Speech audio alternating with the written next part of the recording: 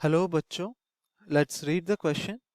The question says the position of a hydrogen atom mass is equal to 1.7 multiplied by 10 to the power minus 27 kg is known within 2 multiplied by 10 to the power minus 6 meter. What is the minimum uncertainty in the atom's velocity? तो इस question में हमें दिया गया है कि हमारे पास एक गिवन रीजन ऑफ स्पेस है।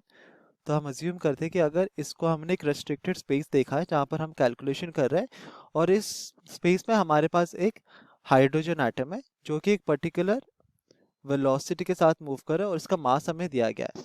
तो अगर हमें इस स्पेस में इस स्पेस के कौन से पोजीशन में हमारा हाइड्रोजन एटम एग्जिस्ट कर रहा है उसका अनसर्टेनिटी हमको दिया गया है delta x is equal to 2 multiplied by 10 to the power minus of 6 metres. तो हमें पता ना हमें निकालना है कि what is the minimum uncertainty in its atom's velocity. हमको डेल्टा वी का वैल्यू निकालना है। मास ऑफ हाइड्रोजन एटम हमको दिया गया है 1.7 multiplied by 10 to the power minus of 27 kg।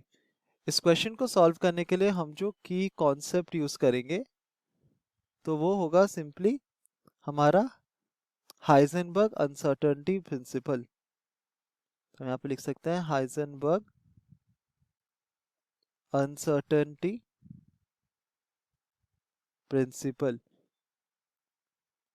तो हाइजेनबर्ग अनसर्टेनिटी प्रिंसिपल ये कहता है कि अगर हमारे पास एक लोकलाइज स्पेस है और इस लोकलाइज स्पेस में we have a particle present, तो अगर हमको पार्टिकल का मास पता है, उसका मोमेंटम पता है और उसका पोजीशन पता है, देन अगर इस स्पेस में कौन से पोजीशन में हमको ये पार्टिकल प्रेजेंट है, अगर उसका हमको एक डेफिनेट वैल्यू पता है, देन इसका मोमेंटम का डेफिनेट वैल्यू हम नहीं निकाल सकते।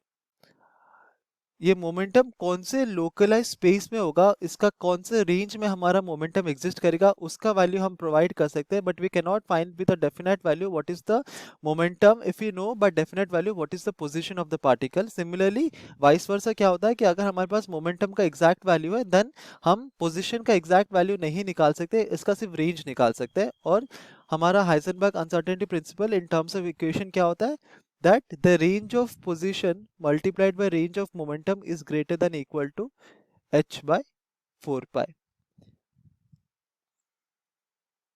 तो हम मोमेंटम चेंज को क्या लिख सकते हैं, रेंज ऑफ मोमेंटम, मोमेंटम क्या होता है p is equal to M we.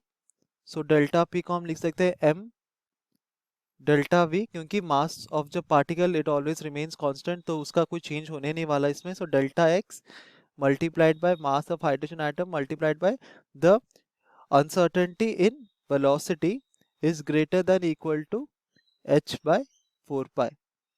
तो हम इससे निकाल सकते हैं कि हमारा uncertainty in velocity कितना होगा, greater than equal to h by 4 pi multiplied by m multiplied by del x।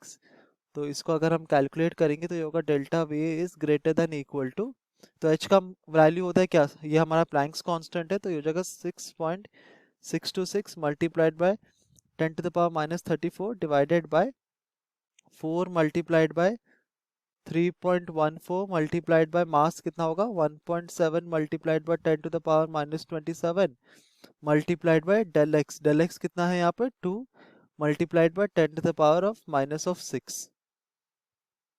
तो ये हमारा होगा मीटर पर सेकंड पे, और अगर इसको हम कैलकुलेट करें तो हमको मिलेगा delta V is greater than equal to 0.016 metre पर सेकंड।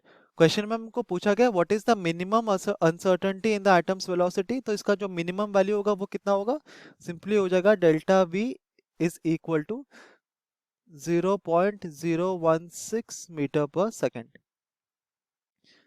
ये होगा minimum value in the uncertainty of velocity. Hope you understood it well, best of luck.